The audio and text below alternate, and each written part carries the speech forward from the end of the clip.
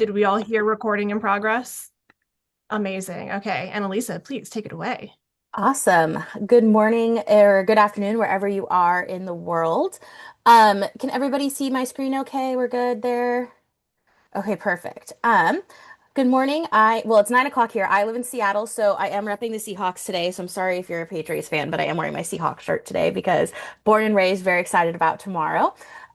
So as Katie said, my name's Annalisa, and I am a art historian slash educator, and I am going to be talking all about ancient Greece today. And so I'm a super ancient Greek nerd. I actually, when I went into art history, was thought I was going to do medieval art, and then it's kind of shifted. I've just keep going backwards in time. So I'm super duper excited to talk to you all about this today. I love ancient Greece because I think it's just such a foundational thing to our Western thought. It's art and it's history, philosophy, math, science. So much of that is imbued in our society today, at least, the Western part of the society. And I think it's super fascinating how we can trace back a lot of our society and our goals and our wants and our desires and our fears back to the ancient Greek world. And I was making this presentation, kind of pulling from all my sources and my art history brain. And I realized maybe I should have not put all of ancient Greece into one PowerPoint because this is like a lot of history. So I kind of had to pick and choose my like top hits. But eventually, maybe I'll go back and we'll split it up. Or I have lots of videos on my YouTube channel that you can go watch if you're so inclined to dive into more specifics. But I was literally making this and finishing it up last night, and I just started laughing. And my fiance was like, "Why are you laughing?" And I'm like, "I may have made a grave mistake of trying to cram all of ancient Greece into one lecture." So bear with me. It might be a little fast paced. If you have questions, please feel free to interrupt me or put it in the chat. I'm happy to answer them. I'm an open book. Just a quick little about me. So my name is Annalisa. I've been with Accepted Society pretty much since the beginning. I don't actually remember when I joined. I just knew it was like very small when I joined, and I love seeing how big and varied and diverse it's become over the years. And I'm met so many amazing people from all over the world with so many varied interests, and I've learned so much about different topics, and so I'm super excited that I get to interact with some of you here today. I have been studying art history since I was 15 years old, so this is year 19 of studying art history. I took art history in high school to avoid taking a fine arts class because I lacked dexterity, and it just kind of became a thing from there. I have two master's degrees. I have one in art history that I just finished up last year, and then I have one that I finished in 2022 in secondary education. And over the past about year and a half, I've also become super obsessed with the classics. I don't know how it happened, other than like I took an ancient art history class and then I just kept going, and now I can't stop thinking about it at all times. So that's a little bit about me. I'm just a super nerd. I mean, Katie can attest. Like, we've had many super nerdy conversations about art and history, and it's what I love to do. I have a YouTube channel called Accessible Art History, and you're welcome to check out videos there if you'd like. I've covered a million topics over the past 6 years since I've had the channel, and I still post quite regularly, or at least I try to when my day job at a community college as a registrar doesn't get in the way. So, let's dive into art, but first we got to talk about color. So we're used to seeing ancient Greek statues being white, sometimes bronze when they do survive, but we're used to seeing beautiful, in its own right, white marble or white stone of some kind. And that's not what they actually looked like. So these are all images I took at the Metropolitan Museum of Art back in 2022. I can't think of off the top of my head the name of the exhibit, but it comes up when you Google Met Greek color or something like that. And just time and weather. A lot of these statues are outside or they were buried in the ground. Also, the Victorians liked to scrub them because they liked whiteness, and that's a topic for another day. And that remove the pigment. But thankfully, we have really sensitive scientific instruments now that can go in and use light and the scanning technology to find the little bits of pigment, and the way that they reflect the light will tell us what the colors are. So in 2022, the Met and their conservation team, and then some outside sources from Europe, came together and they kind of figured out what the colors were, and they made replicas of the statues as they would have looked with the pigment. And I think it's kind of hilarious because to me, they're kind of ugly. I'm not gonna lie. The colors are bright, they're kind of weird, like they kind of clash in some ways. But I also get it. They're vibrant, they're meant to be lifelike. So when you look at these statues that we're going to be talking about, it's mostly statues that survive just because, excuse me, because rock survives better. That's just how it goes. We see that they're white now, but they would have been vividly colored. They would have been lifelike. We call that polychrome, just means multicolored. And so I want you to keep that in the back of your head as we continue to talk about art today, is that this isn't exactly how they would have looked in real life. It's just kind of the idea of what we can get from, the scientific exploration of color. And I think it's fascinating. Like they wanted to bring these statues to life in a different way than we think about it. And it's something that we can take with us as we study the classics as a whole, right? We can study that color was really vibrant. Color was a big part of society. It wasn't necessarily just about that crisp white marble. So to kick things off, we're going to talk about the pre-classical era. So this just means pretty much before democracy was invented in Athens in the 400s BCE. So I'm going to cover a little bit about each of these. So the Cycladics, the Minoans, the Mycenaeans. I'll mention the Dark Ages, but it's exactly what it sounds like. Nothing really happened. And then the Archaic period. And like I said at the beginning, I had to kind of just like rush through everything because I was trying to cram like 3,000 years of history into one lecture. So that was kind of my bad on that part. I was just excited. Oops. So the Cyclades Islands are kind of where we see the first parts of Greek art and culture forming, and these are a set of islands, so they're not on the Greek mainland. And back then, even up until, Alexander the Great, Greece wasn't Greece as we think about it today, right? Greece was a bunch of smaller city-states, local tribes, small groups of people that just kind of had a general identity as living in the same area, but they all were also very separate, right? They had their own culture, they even had some of their own gods, their own languages, their own dialects. And so when we talk about the Cycladic figures, we're not talking about Greek art per se, we're talking about these people that lived in what is now Greece and this is their art. And these are fascinating to me because they're some of the oldest art we have from the Greek region. But yet, I think they look like you could find them in a gallery today, like a modern gallery selling contemporary art. And this figure on the very left is from that Met exhibit to show that they actually would have had eyes and lips, and sometimes they had freckles like this one, sometimes they didn't, but they would have been painted with color. It's just like I said, pigment rubs off, and you can actually kind of see some of the pigment left on this one. They used this as one of the studied images, also from the Met Museum. These two are, this one's from the Met, this one's from a Cycladic museum actually in the Cyclades Islands. So these figures are very abstract, right? They're the concept of a human body, but yet they're not really an idealized, kind of realistic depiction. There are thousands of these. I mean, museums all over the world have examples. Even Seattle, which doesn't get a lot of the old art because we're a fairly young city, has Cycladic figures in its collection because that's how many they are. The problem was when people started actually like doing what I would call quote archaeology, where they would just dig and find stuff and not actually study the earth around it.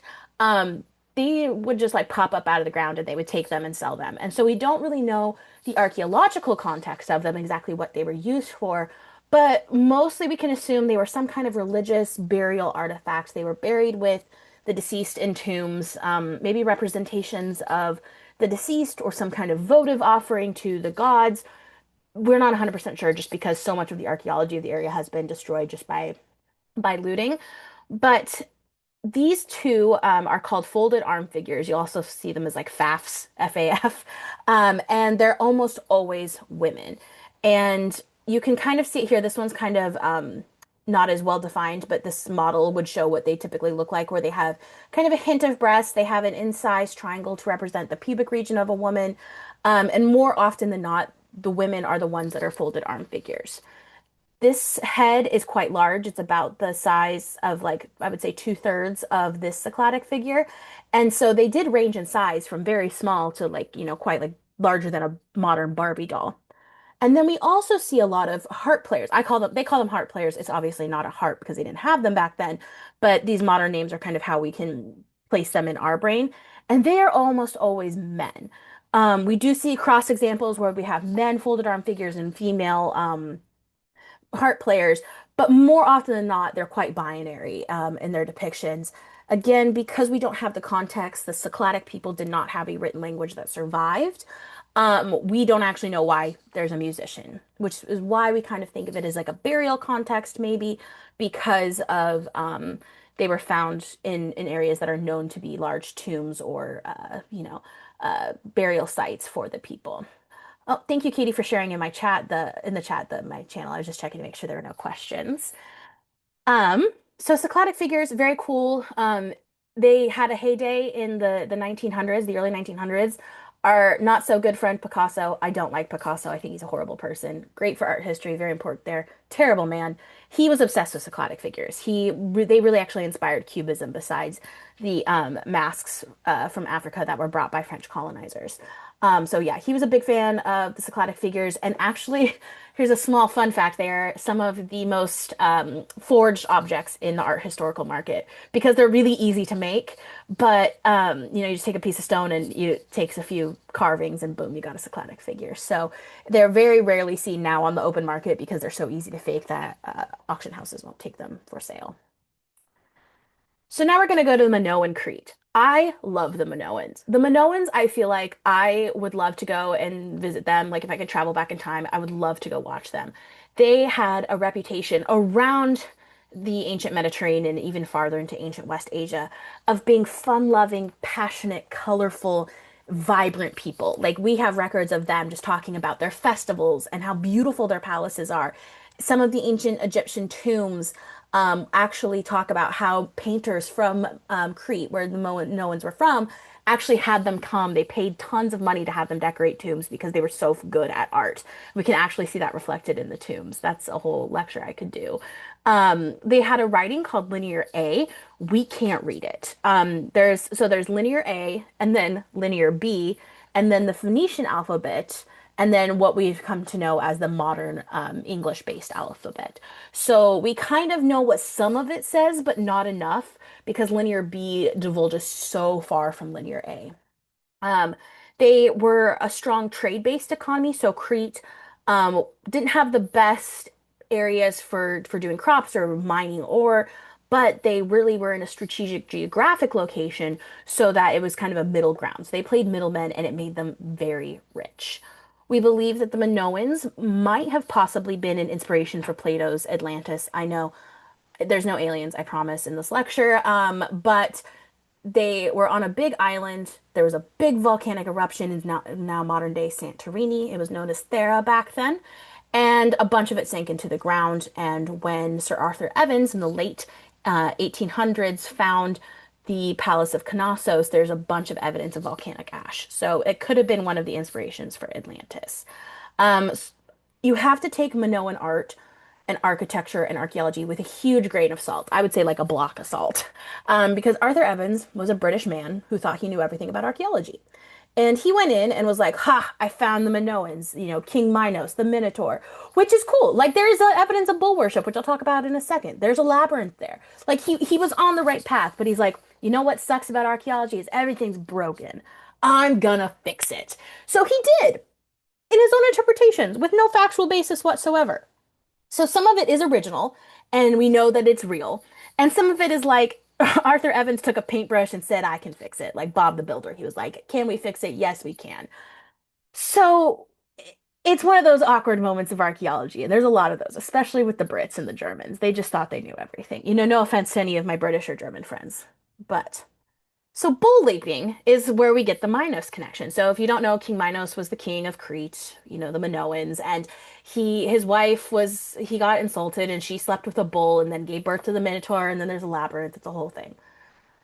But like the Minoans were obsessed with bulls. Like they're like there's no doubt about it. So you can see here that this has been restored. So the flatter areas are the areas that Arthur Evans and his team took some liberty with. And so this is a fresco from the Palace of Knossos, and I didn't include it because I had to cut it from the lecture, but I don't endorse Wikipedia necessarily as a scholarly website, but their images, because they have such a large public domain and Creative Commons, their images are really good for research because you can quickly find them.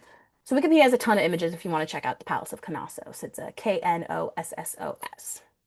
And they have images like this of bull leaping, and then we have this rare surviving bronze showing a bull jumping through the air, and then this half of a person, I don't know what happened to his legs, but they're gone, flipping over the bull, grabbing his horns, and kind of using him as a vault. And we see that same thing happening here, where we've got kind of a sequence.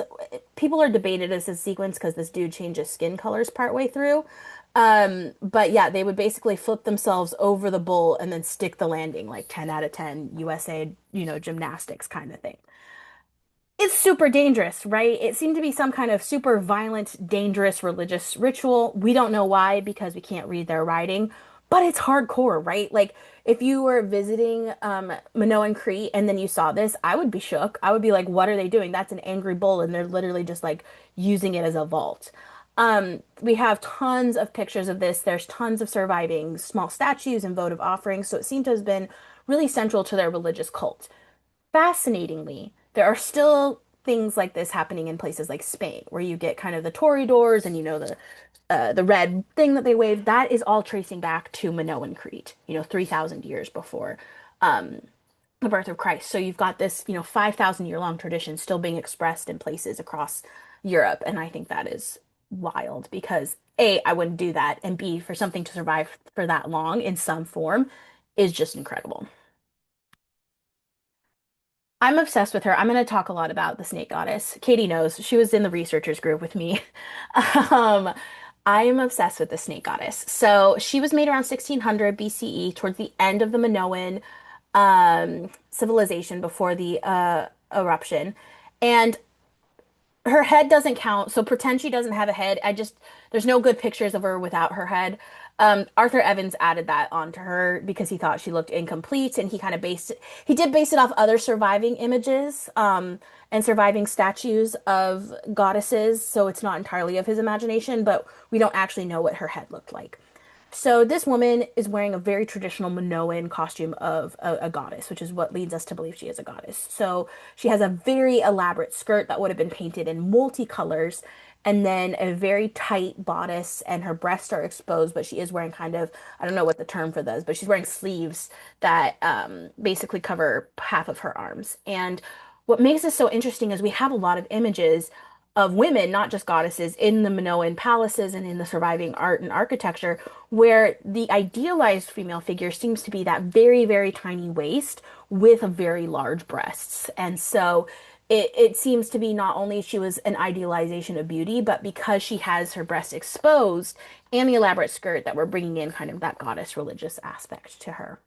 She's one of several surviving. I believe there are like four really well intact goddesses. She's the only one holding two snakes. The other ones are holding one or no snakes. We don't know what it means. Again, we can't read their writing, so we don't know anything about the ritual, but she's cool. And she kind of kickstarted my classics obsession because I was taking an ancient art class and I've seen this chick like 1,000 times. I mean, I've been studying art history since I was 15 and I'm 34 now. So she pops up everywhere. And I was sitting in the class, watching the lecture, and I'm going, what? Who is she? Like, I all of a sudden became obsessed with her. I don't know why. And I can't stop thinking about who she was, and it's led me down this huge path. And now I think I'm working on a project, as Katie and my other researcher friends know, like connecting her as part of kind of an early iteration of the goddess Medusa. And so it's fascinating that we see snakes kind of pop up in this powerful way. I believe it could be connected to ancient Egypt. That's one of the things I'm working on because snakes are super powerful in ancient Egypt. And I think it can point to a lot of cross-cultural exchange. Contrary to popular belief, the ancient world was super interconnected. We have so much evidence of things popping up, and we have small scarabs bearing the name of Amenhotep III and his wife Queen Tiye, for example, popping up in Turkey. Like that's not close in the modern day, and it's very far in the ancient world. And so seeing these ideas and these motifs kind of pop up around the ancient world shows us that it wasn't just isolated society. Like everything was super connected, and I think that's why the snake goddess and then her counterparts are super important to understand for the historical record. Just gonna take a quick sip of my coffee. Sorry, my throat's getting a little dry. So if we move on to the next civilization, Mycenae, this was on mainland Greece. So we're moving away from the islands, and it was along the same time as the Minoans and the later Minoan civilization that we see the Mycenae pop up. They are the opposite of the Minoans. So think of hard military power. Think of, strict military lives where the men were always going off to war. The women were staying at home to support the children and support the society. This is kind of where we get the age of heroes. And that's not entirely, again, we have to take we have to take old-timey archaeology with a grain of salt.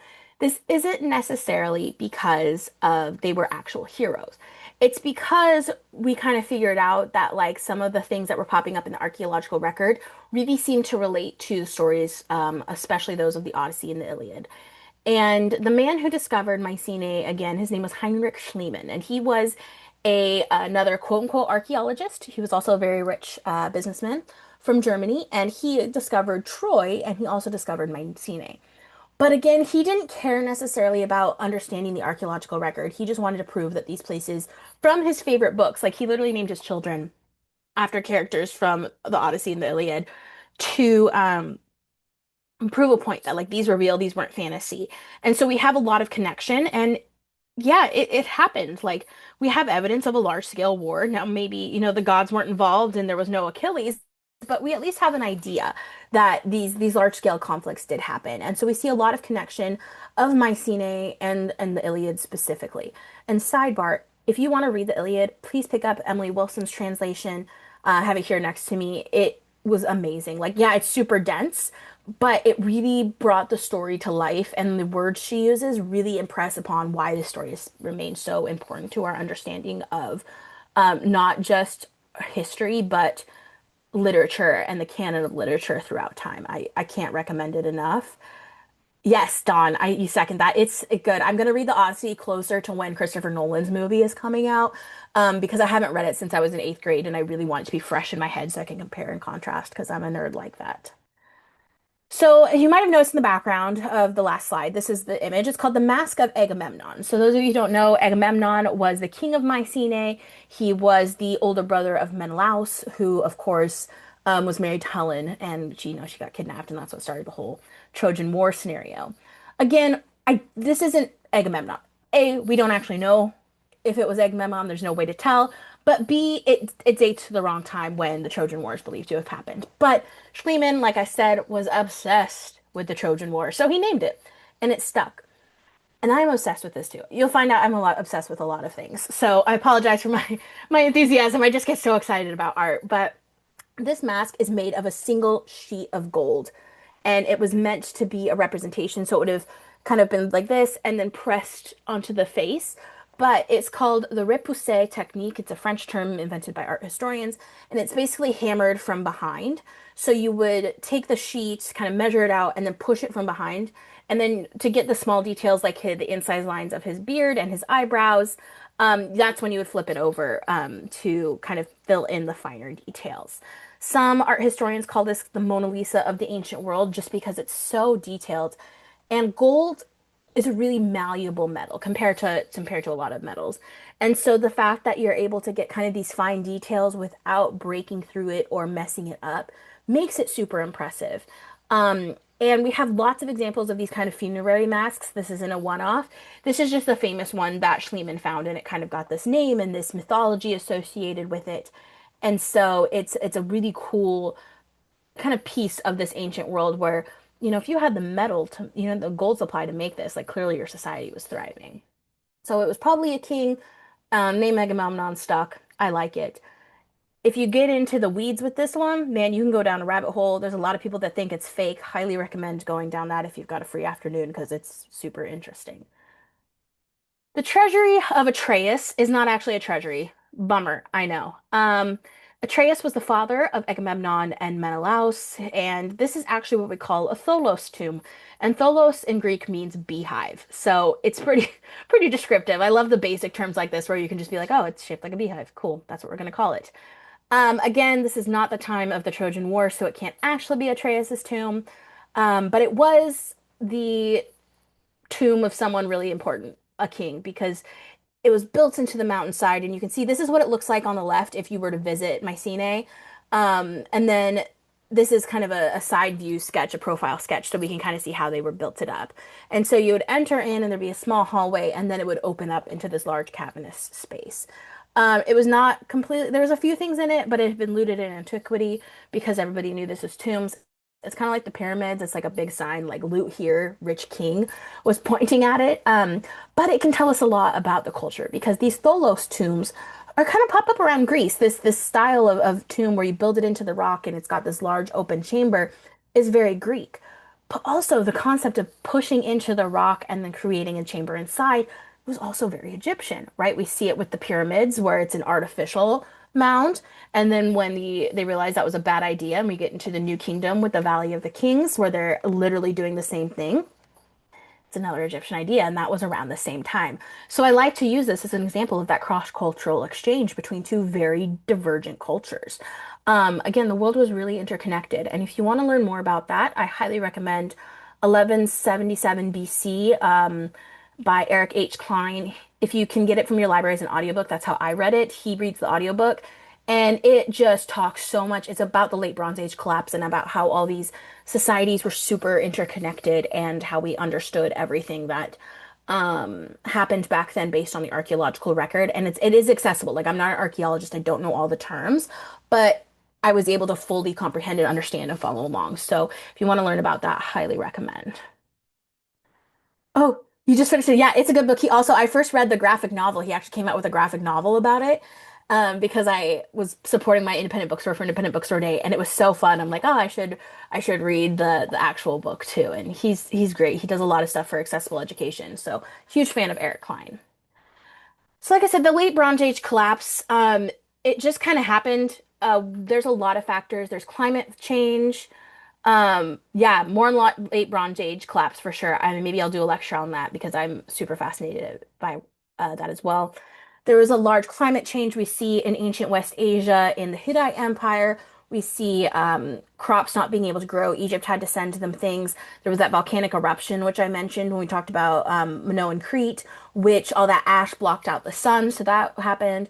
We see the sea peoples come through, who are this like mysterious people. They were probably from what is now Israel, Palestine, Jordan, Lebanon, that area, and took advantage of kind of this chaos.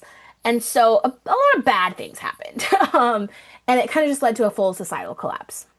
But then, within the next 500 to 600 years, we see things start to come back together. So, mainland Greece and across the Mediterranean, we see populations start to explode. People are learning how to do things. It's when we see writing come back in, sculpture comes back in. Everything kind of just pops back open. I like to think of it, I've always used this analogy with my students of like you had a really bad winter and then the spring comes and like the daffodils are starting to pop up from the grass. And so that is what happens during the Archaic period. So in our Archaic period, we see the return and even the expansion of large scale life-size sculpture. So this is called a chorus figure, and it was a grave marker, and it would have been painted. So think back to the first slide I showed. It would have been painted to look like the deceased or the general idea of the deceased. And so what we call this is like a heavy stylization. So the men always had these kind of like weird half smiles. They're kind of creepy. It's kind of like this guy. He's got a, I know it's not nice to call it creepy, but it does creep me out. Smiles. They had very geometric bodies where it was, I call it this is also kind of me, a Dorito body where you've got like the broad shoulders and then the thin waist. It looks like a Dorito to me. I like, think of Chris Evans as Captain America. That's what his Dorito body is. And these very stiff, locked legs. So you can look, he's striding forward to indicate some kind of movement, but think about if you're standing up and your legs were locked like that. Your hips would get tight, your knees would get tight, your feet would hurt. That wouldn't be very comfortable, right? But Mean Girls Ancient Greece edition. And then Katie said, thinking about Elizabeth Wayland Barber's work, I wonder if these grave markers would have been kept dressed, kind of like how people refresh flowers at headstones today. That I don't know actually off the top of my head, Katie. I don't see why not. Again, with the archaeological record the way it is, especially right at this time when the Bronze Age collapse was just finishing, I don't know if that stuff would have survived, but there is evidence, like the Athena Parthenos in the Parthenon, they would spend all year up to her festival making that beautiful peplos, that dress for her. So I don't see why not, especially if they were painted. It's just continuously keeping that up. But that's a great point. Actually, never thought about that before, so I may have to do some digging. And then on the counterpoint, we have the core figures. So that just means man and woman, basically. Like it's not a specific type of figure, it's just man figure and woman figure. This one's smaller. So this guy is about 6 feet tall, and she's about 4 feet tall. And in general, the women figures are smaller than the male figures. I think it just means that typically women are shorter than men, like just biologically. Now they were also used as votive offerings as far as the female figures went. So we're not entirely sure what this one was because she was found out of context. There's a lot of looting in Greece, especially because of the wars with the Ottoman Empire in the 1900s and the 1800s. It's why there's so much Greek stuff in the British Museum, especially the Elgin marbles, which I'm not talking about because everybody knows about them. And honestly, the story kind of just makes me annoyed. But with the female core figures, they're much more covered, right? We got this nude dude, and now we have a covered female. Women are almost always shown covered up. And we have a hint of her body, right? She does have breasts, she does have a waist, but she also is covered from head to toe, basically. Both men and women in this period are shown with these very elaborate braided hairstyles. It seems to be something really important. Hair, I would love to do some research on this, but hair seems to have been kind of a marker of something back in ancient Greece. In the Minoan Crete, we see a lot of elaborate curled hairstyles for both men and women. So that's something to keep in mind is like hair seems to be really important. Again, I think it's something they picked up from ancient Egypt because we have still examples of wigs because it was hot. So you'd shave your head in Egypt and then you'd have these elaborate hairstyles that you'd wear as a wig as well. That's all I'm going to talk about archaic Greece because that's basically all that happened is we get figures, we got some pottery. I don't find pottery as exciting as sculpting, and since I had to cram everything into this lecture, I made the decision. So, classical Greece. This is the Greece everybody thinks of, right? Unprecedented growth, politics, art, architecture, literature, philosophy. We get all the big names in ancient Greece kind of pop out of this period.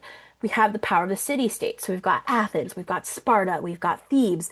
This is what everybody thinks about when you're a kid and you're learning about ancient Greece. Athens is by far the superpower. I don't like Athens that much. I have a grudge against Athena because of my obsession with Medusa. And so I don't really talk about Athens that much because we all know about it, right? Behind us in this image is the Parthenon. I'm not really going to talk about it. Everybody knows about it. So I want to talk about things that A, I like, but B, things that we don't talk about as often when we talk about classical Greece, where I think real innovations are being made. Not that the Parthenon wasn't innovative, it is, but I like sculpture better than I like architecture pretty much across the board. So, oops. um, this doesn't look like much, I will admit. His name is Cretios Boy. He's a classical chorus figure. So, or excuse, yeah, chorus figure. But what makes him fascinating is he is the first recorded instance that we have found in the archaeological record of contrapposto. So contrapposto is Italian for counterpose. And I want you to imagine, or if you're able to, or you're at a standing desk or something, imagine we're going to go back to this figure where his knees, his hips, and his feet are locked, and how uncomfortable that would be. And now I want you to think you're talking to someone, you ran into them at a coffee shop and you're just chatting, catching up on life. You're naturally going to shift your weight from one hip to another. Like I was, when I'm teaching, I'm usually standing from the room and I pop my hip, right, very exaggeratedly, because you shift your weight so that it's back on one side and then you put your foot forward. And he's missing one of his feet, but we've got the hip. So see how it's kind of at a diagonal across his hips. This is mind blowing. Like I can't even begin to explain to you how important this is. Like this is transitioning to more realism. Exactly, Katrina. That's exactly what it is. And we're transitioning into how people would stand, right? He's got a popped hip. He would be more comfortable. And I promise you, he did not have empty eyes. They're usually some kind of shell or semi-precious stone. But also look at how much more realistic his body is. So I'm going to go back to our chorus figure where he's got the Dorito body, right? Nothing wrong with it if you have a Dorito body. It's just it doesn't look as realistic, right? His pec muscles aren't realistic. His waist is very tiny, and the lines of his abdomen are also very slim. It doesn't look quite as natural to our eyes. But then we flash forward just a few hundred years, and you can kind of see the lines of his abdomen and his pec muscles are much more realistic. There's more definition within the space. He's got a hint of a bicep here. The way his shoulders are sloping, also a little bit more realistic. So we're seeing that artists are looking at the human form and trying to mimic it as opposed to just idealizing it, as stylizing it. It's like, this is generally what people look like, where now they're like, okay, this is what a person looked like. And so at first glance, he doesn't look like much. He's just a naked statue. We've got a billion of them. But this right here, my friends, is art historical revolution. This is a revolution in marble of trying to capture the essence of humanity in sculpture. And I love it. I will say though, they could have worked on his haircut. The bowl cut, still not a good thing. The next Analisa accepted Academy, body types translated into food brands. You know, I really should do that. I did not, I will say I did not come up with the Dorito body thing. I saw it on TikTok or something. So, but it fits Cora's figure, so I stole it. Plus it's a lot easier to explain body types in food because then you're not gonna like hurt somebody's feelings if it's funny. Um, Now I mean, we're not bouncing very far. We got 40 years. Like I'm 34. This is like between my birth and right now, the Doryphorus. A lot of these I forgot to mention are copies. This is an original. This is a copy. A lot of ours are copied. A lot of Greek sculpture was also in bronze, or they got lost. And so the Romans, though, they were obsessed with the Greeks. They were like the biggest fanboys of the Greeks, even bigger fan than me. And so they copied a lot. So Doryphoros is it just means spear bearer, and he had a spear in his hand at one point, and it was sculpted by the famous Polykleitos. So Polykleitos came up with the canon of proportion. And what this means is he came up with the idea of the ideal proportion of the male form. So the head was this many of the torso, and the torso was this many of the legs. And that, my friends, would be like the hot bod. That's what everybody should aspire to, right? And I mean, look at him. We've made leaps and bounds in 40 years. Here we've got a hint of humanity. Here, this dude could wake up and walk down the street. I mean, I'd recommend he put some pants on, but like, you know what I mean? He looks like a person. His muscles are much more defined, and of course he's going to be muscular. He's a spear bearer, right? He's in the army or the military, or he participates in the Olympics, throwing his spear. Now, he also has this tree branch by his leg because marble's heavy, so we had to prop him up. But just look how far he's shifted back. And so this is almost in motion, right? He's kind of leaning forward, he's kind of posing, and he's got this calm look on his face because he's confident in himself. This is a beautiful sculpture. Actually, the Minnesota Museum of Art or Minneapolis Museum Institute of Art, I don't know what it's called in Minneapolis, I can't remember. They actually had a copy of it, and I got to see it a few summers ago, and they sent it back to Greece um, because they felt like they shouldn't have it anymore because it was got by not so nice means in the 1800s. But I did get to see it in person before they had the ceremony to send it back, and it's just as beautiful a person. And he's huge. He's like over 6 feet tall. So he's meant to be this imposing classical figure, this ideal of masculinity. And I love him. I think he's so cool. So I just think in 40 years, it's amazing how we were just able to go from, A to B so quickly. We're really ramping up the art history now. And I always ask myself, what about the ladies, right? This is the Aphrodite, that's not English, Aphrodite of Cnidus, or the Colonna Venus. So basically, this is a Roman copy of the Greek original. The Colonna Venus, it was bought by the Colonna family. It's in the Vatican today. This was made in the 4th century BCE by Praxiteles. And y'all, this shook the world. So men were allowed to be naked, like very naked spanky. That was okay. Like we want that ideal masculine body. Women, on the other hand, that's a big no-no. And a goddess? Ooh, you were asking for it. But Praxiteles, he pushed the button. He was an amazing sculptor. And he was approached by two cities. One was Cnidus, and the other I can't remember off the top of my head because they picked the clothes version of this work. And Cnidus got stuck with the naked version. But it actually worked out really well because this was so shocking to see this female nude and of a goddess. Um, it became a major tourist destination. Like men would line up for hours just to take a peek at her. And there are some stories which I will not share because they're inappropriate. But just look up our Wikipedia page, the specific Aphrodite of Cnidus, and you can read the stories. They're not super appropriate, but people they really like this statue. Um, and what makes it shocking is she's unabashed about her nudity, right? Basically what she's doing is she's coming out of the shower, so that's why her robe is draped over this amphora. It's also supporting the marble, but it's draped over this amphora, and she's coming out of the shower, so she's a little shocked, right? But she's not too shocked because she's only just covering her pubic region, but her breasts and her torso are completely bare, and she's not ashamed.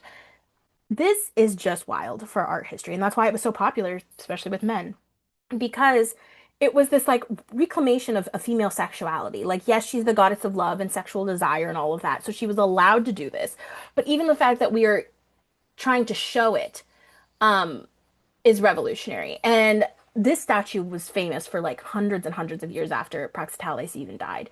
There's a book of Byzantine epigrams, so like much, much later, where it's just like a little story about the statue that was still very much a cult center of worship.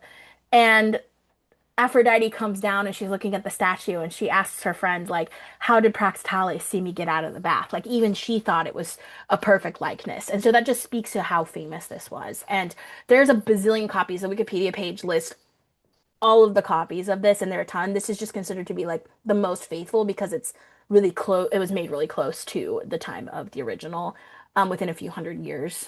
So I highly recommend looking at the Wikipedia page. It's a riot. And I believe this is the last one. Yes. So finally, we have the Apollo Belvedere. It means basically the beautiful view of Apollo.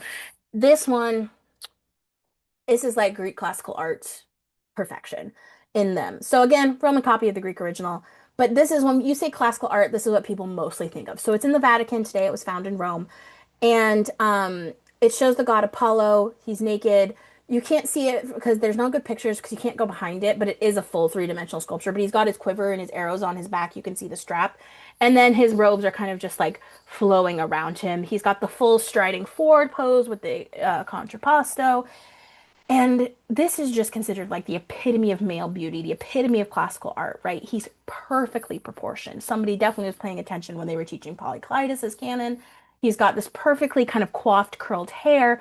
The way his robe flows around him is both, loose, but also very contained because it's perfectly draped.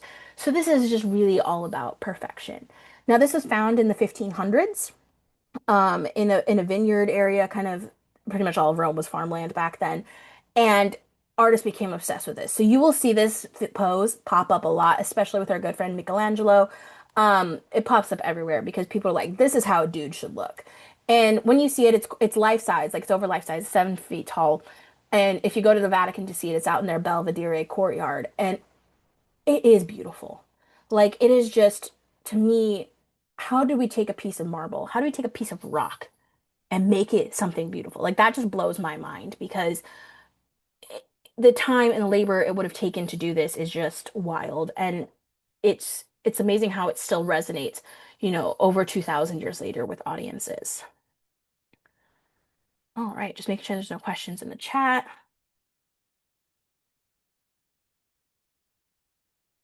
And finally, I think I'm okay, good. We're good on time. So we're gonna talk about Hellenistic art. And this is like the weird outlier of of Greek art, and I don't mean that in a bad way. I just mean like things got real intense after this happened. So basically, this is when Alexander the Great comes along, makes his empire, and then his empire continues. And I kind of put the dates of when it started up here in Greece, and then the general, this bullet point is kind of the general Hellenistic time period. And 31 BCE is when Cleopatra and Mark Antony were defeated at the Battle of Actium against Octavian. And that's kind of when the Roman Empire really started. So it just means to speak Greek or identify with the Greeks. It's, Alexander, he took Greek culture, Macedonian culture, and spread it throughout the known world, is really what it means. At the time of the empire, the Greek Empire. Man, if you thought the classical was composed for, you're going to be real shocked when we get to Hellenism because it is intense, it is emotional, it is dramatic. I love it. So if you're more familiar with later art, think of the Renaissance as being that classically composed, and then we got Baroque. It's the same thing happens. History repeated itself, which is very funny to me. And it's very, very intense. Personally, this is my favorite period of Greek art.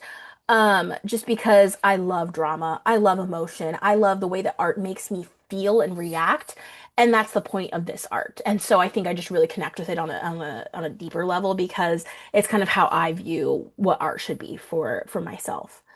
Um, you probably all have seen her, the winged Nike of Samothrace. She's so famous. So she's at the Louvre. She's 9 feet tall, and she's actually a rare surviving original. She was found on the island of Samothrace, which is where she gets her name. And it's likely they put her up. She was just found like the sculpture. They put her on the ship and for the display because it's likely that's what she was for. Um, it's likely a votive statue for the like an offering of victory in a naval battle just because of where Samothrace is. I am obsessed with her. The first time I saw her, I was like 15 years old, and then in class, and then that same year, later in the spring, I got to go see. I got to go to Paris and go to the Louvre, and she's at the top of the staircase. And let me tell you, whew, it was emotional. It is brilliant. It is beautiful. She is striding forward, and I zoomed in on this picture so we could see and you could get the detail. Like, look at the way she's completely striding forward. Like, we've got extreme movement here. She is pushing forward into the viewer space. Even without her head and arms, we understand the meaning of this work. The way that this is rock, y'all. Like, we can see her skin through her clothes, and this is a rock.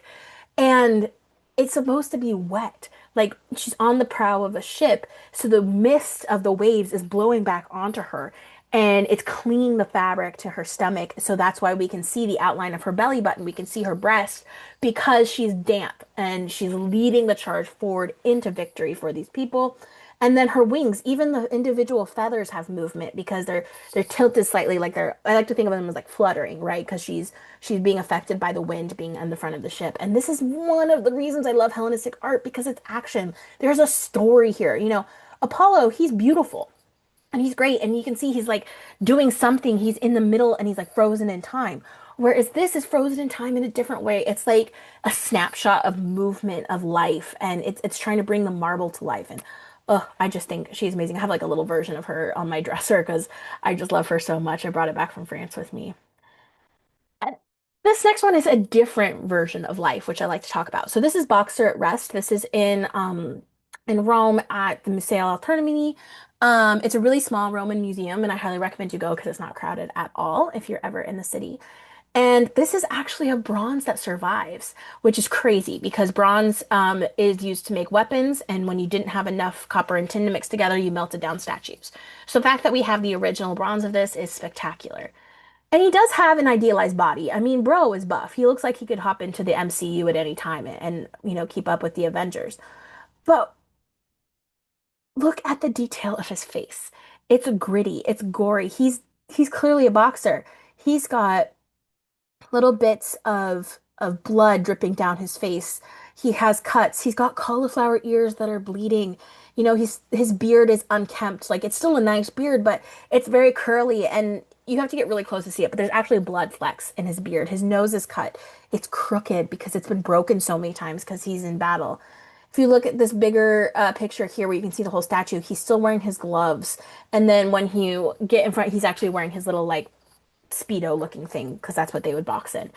And it's so gritty and realistic.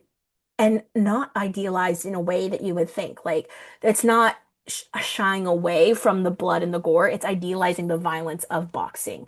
And I just think that's so cool. Like this, it tells a story. That's the point of Hellenistic art, is it's telling us a story about what is happening. So this man, he looks like he's like, he got his butt kicked and he's tired and he's hunched over and his muscles are sore. He needs to go like hop in an ice bath or something.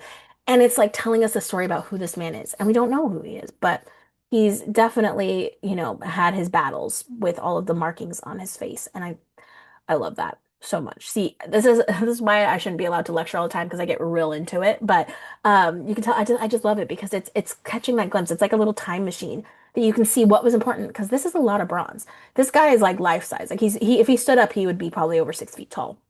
That's a lot of bronze to make a statue out of and not weapons. So the fact that we still have this and the fact that it's a statement of like this was important because we could have made a sword with this or several swords. It's important for us to understand. This might be my favorite sculpture of all time. It's definitely in the top five. So this is also in the Vatican. It's in the same courtyard as our friend Apollo. It's called Laocoon and His Sons. And it's not just my favorite. It's like a million people's favorite because they call it the prototype, the idealization of human agony. So Laocoon was a priest of Troy, and he had a vision that we should maybe not take this cool giant wooden horse from the Greeks. Like it just seemed really bad. So he's going out there to his fellow Trojans and he's like, yo, yo, yo, don't take the horse. It's a trick, it's a trap. And the gods were like, that were on the Trojan side, so Poseidon and Athena, they were like, we fighting over it. And so finally they got so annoyed at this man they sent a bunch of sea snakes after him, and they killed him and his sons. It's not in the Iliad, but it is in later works, and so it's just like look at the way the muscles are straining. Like he's a buff priest if I've ever seen one. But the way his muscles are straining, the way his the children are writhing, and the fear on this one's face as the snakes are intertwining. He's like, Dad, what's going on? And Laocoon is so upset, not because he's losing his life, but because it cost him the life of his sons. Like his sons are paying for his prophecies that he's received. And it's just so monumental. Like this thing is huge. It's like 9 feet tall. And it was covered in the same general area. It was probably in Nero, something Nero made. The original, he had a copy of it, excuse me. And so it was made in that area. So there's multiple of them. This one's just the best surviving. But our good friend pops up again, Michelangelo, and he was actually there under the uncovering. And he helped fix some of the pieces that were broken off. They're not here anymore. They removed them to keep kind of the original integrity. But when it was in the 16th century, when the Pope wanted this displayed, he actually like carved a few of the hands to put back. And now conservators have removed them so that we get that integrity back. But I think that's really cool. And you can see on the Sistine Chapel. And then in the Last Judgment, you can actually see him using these torsos and these poses to help him paint. And I love it. I think that's just fascinating how we're calling back to these ancient sculptures. And it's like, it's a very Renaissance thing going back to the classical past. And it helps us to remember and to understand that like everything is a heritage, everything is important. Um, Everything makes its mark on history and it can pop up at any time. And just the straining and the pain and the anguish, it speaks to us on an emotional level. Like I wouldn't want to be killed by sea snakes. It looks pretty rough, so I can get why he's so upset. um and finally, the last one I'm going to talk about is a different kind of emotion, and this is the Farnese Hercules. It was found on the property of the Farnese family, very famous Roman family.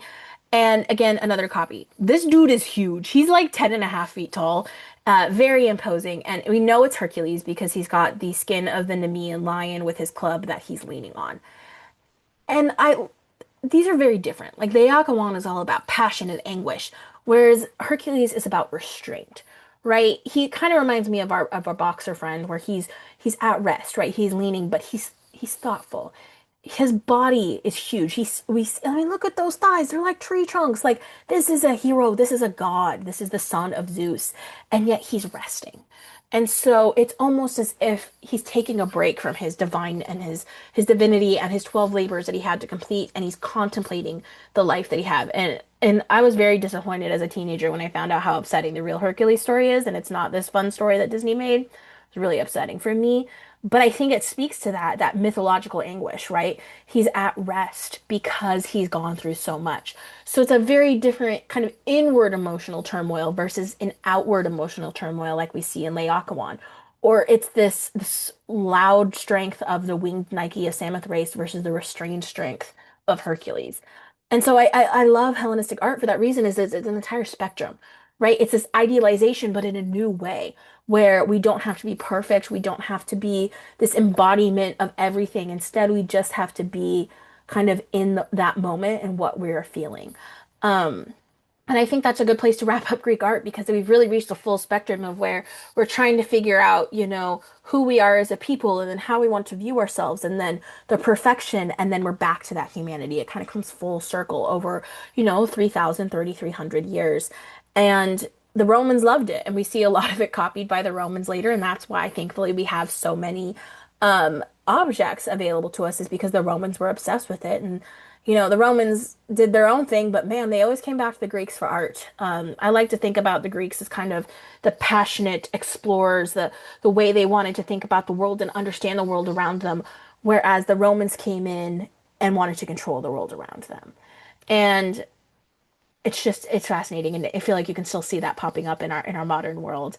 And yeah, I love the Greeks. I love their culture. Highly recommend checking out the things that I mentioned. I can also post them if you guys would like. But if there's any questions, thank you. Of course, I'd use the snake goddess as the last slide because she's the reason I got into the classics all of a sudden. So yeah, if there's any questions or comments or anything, I'm happy to answer them.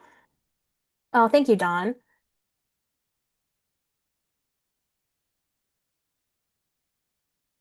Thank you, Megan. I just have to say, Annalisa, that your passion is palpable and infectious. Thank you. I'm a super nerd, so I love to just like talk forever. Um, Thank you, everybody. Very nice. Oh, this is gonna make me cry. I've had a really long week. I was telling Katie, I've had like the longest week ever. So doing this and like the positive feedback, it's very nice. It's I appreciate you all and giving me the space also to just be a nerd and talk about the things that I love. And yeah, I do break down. I have videos on my channel that actually like break down this stuff. So if you're curious or you want to DM me if you think of something later, yes, Megan, we're all just nerds at the end of the day. Um, and or if there's something you want to learn more about, DM me and I can like point you in the direction of resources or videos that I've made. I'm an open book, so please just like DM me anytime, either here on Instagram, whatever you want. Aw, thanks. More in-depth ones. Yeah, I regretted not doing more in-depth because I was, like I said, I was making this presentation. I was like, oh boy, I think I went too hard. Like, I think I tried to do too much in one lecture. So I will definitely um, narrow in on the next one. And yeah, I'm happy to do more of these because it's fun for me to nerd out on a Saturday. So yeah, if there's no questions, I can let you all have get back to your day. Um, what would be an estimation of the existence of, sorry, of the existence of the Greek civilization? Do you mean like the years jazz, like how long it was around?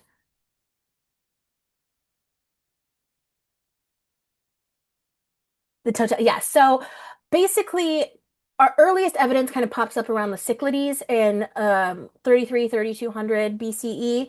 And then most historians mark the end of the Greek civilization, you know, end in 31 BCE because that's when Mark Antony and Cleopatra were defeated, and then Alexander the Great's legacy ended with that because Cleopatra was descended from one of his generals. But really, you could argue that it went even further because the Byzantines had a lot of Greek in them in Constantinople, and then that later became Istanbul. So some people consider the Byzantines like the inheritors of the Greeks. So it's really complicated. I tend to stick with the Alexander the Great ending just because it's kind of a clean break. I like a clean break, and really, it's when we see Rome kind of push its way into the forefront. So it kind of goes the Greeks and the Romans. And I just think with the rise of Octavian, who later became the Emperor Augustus, that's really when we see Rome take over and kind of push their cultural shift, which was still really based on the Greeks, but don't tell them that. Um, and so it's really where we see the Romans kind of take over global supremacy, and global also should be in quotation marks, obviously. So that's how I like to think of it. But again, the world is very interconnected back then. I mean, ancient Egyptians were constantly trading with the Greeks. We have ancient West Asia, which is kind of what we call the Middle East today. They had a lot to do with the Greeks as well. And so the Greeks are definitely like number one in their area, but we still have a lot of influence kind of coming from outside. So, as with everything in history, kind of. So yeah, but I definitely that's kind of where I mark it is the Cyclades in 3300 to about 31. So 3,300 years, give or take. I love it. Yes, I can explore the long-term influence. Oh, don't get me started. I can talk all day about it. But yes, I highly recommend also this book, Penelope's Bones. Actually, I might have my blur on, so you might not be able to see it. But Penelope's Bones by Emily Hauser. If you're in the UK, it's under Mythica. I have so many tabs sticking out of it. It's basically about women in the ancient world in ancient Greece. Oh, I want to, like, Katie's husband got to meet her. And I think about that every time I see this book on my desk because it makes me so mad that I didn't get to meet her, even though I don't live in Illinois. So how could I? But if you want to learn about women in the ancient world, oh, this book killed me. It was so deep and so well written, but still so accessible. So, yeah, highly, highly recommend that book. So, yeah, if there's no more questions, I can let you all go. Enjoy your Saturday. I'm going to go pick up my wedding dress now. So that is going to be, it's a busy day for me, all the things, but I hope you all have a wonderful weekend. Thank you so much. This healed my soul just talking about Greek art and history with my friends. So, yeah, have a good one, everybody.